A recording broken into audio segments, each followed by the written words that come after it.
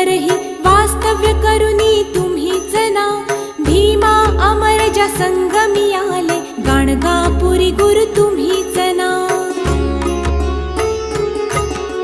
ब्रह्ममुहूर्ती संगमस्थानी अनुष्ठानी रत तुम्हीच ना।